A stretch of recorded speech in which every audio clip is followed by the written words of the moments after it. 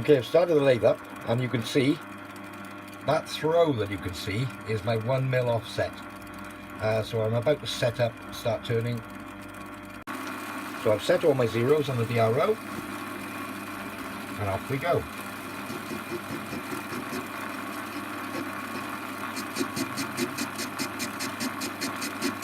As you can see, it's only just cutting on the one side. I'm hand feeding this. I'm going nice and slowly because I've got an intermittent cut.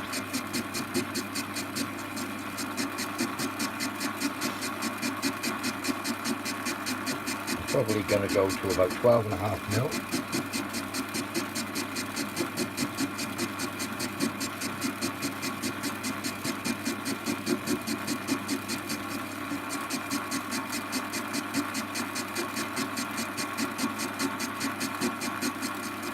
That's 12.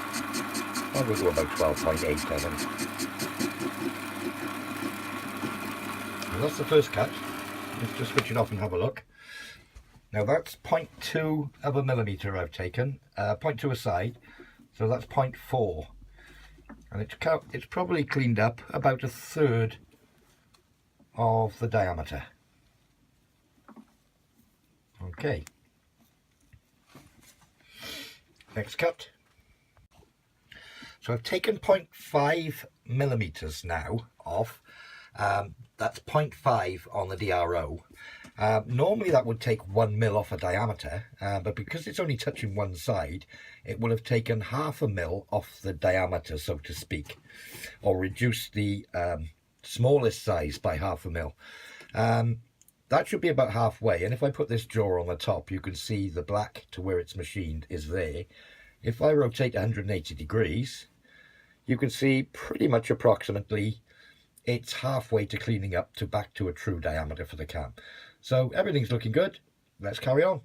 So we're getting towards the final cut now. I've gone 0.95 on my DRO. Let's just speed it up a little bit. And hand feed across.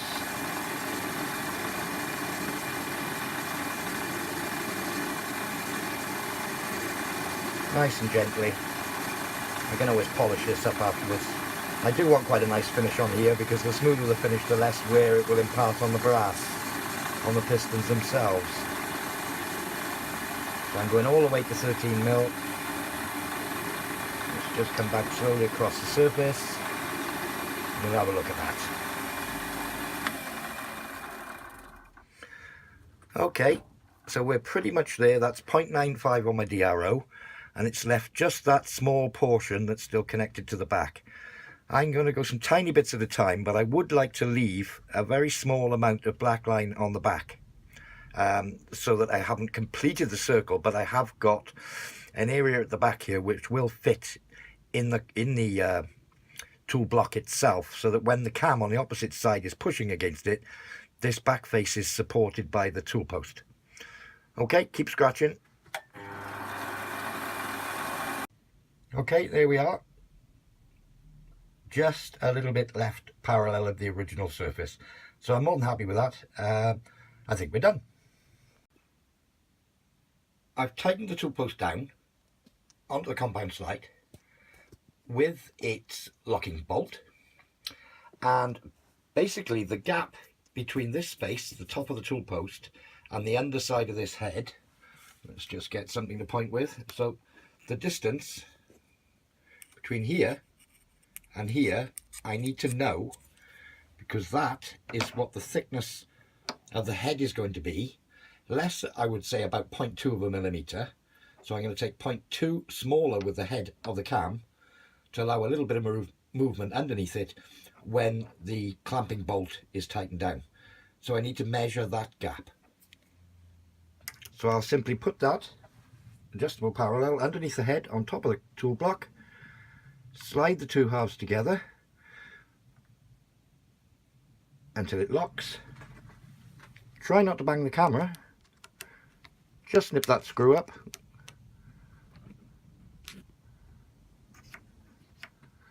That's a little bit loose, we'll do it again.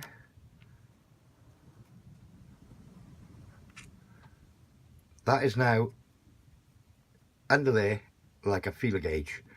It is spot on. Okay, all I need to do now is make up the thickness of that, whatever that is. Minus 0.2 is the thickness of my head.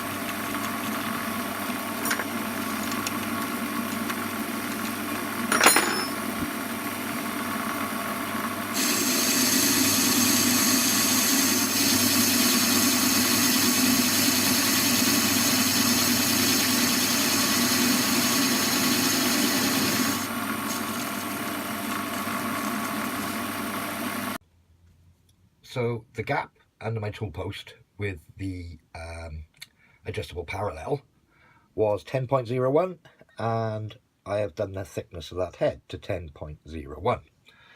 I was talking about 0.2 clearance. What I'll do is I'll put 0.1 clearance on it, on the grounds that I can always take more off. I can't put it back on again. So 0.1 to be removed, finishing cut.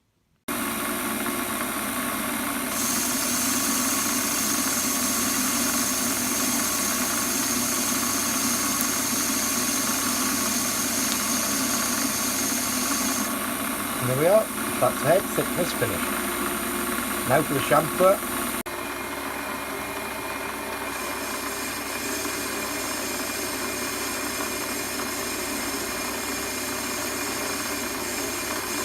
I've decided on an angle of 15 degrees for this chamfer, which is half of the chamfer angle that I put on the locking bolt. So 15 degrees on the cam, 30 on the locking bolt. I'm thinking about the clearance between the two handles. It's a starting point. I can play with it at a later date. Right, another cut. I should leave about 0.1 where I want to be.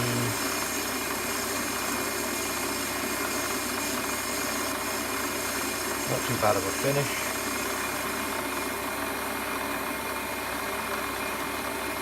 One more cut.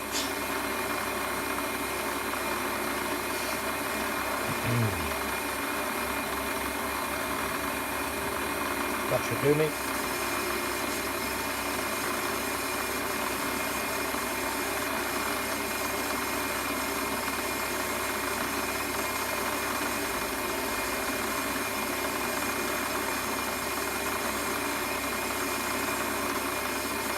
I'll dress the radius on the top, blend this in, polish it all up, and other than the drilling and tapping for the handles, that'll be the cam done. Okay, moment of truth time. Let's try a little sub-assembly. All clean. That's been on there before. All clean.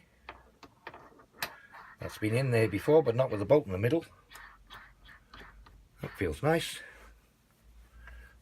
Now that should... Oh, cool.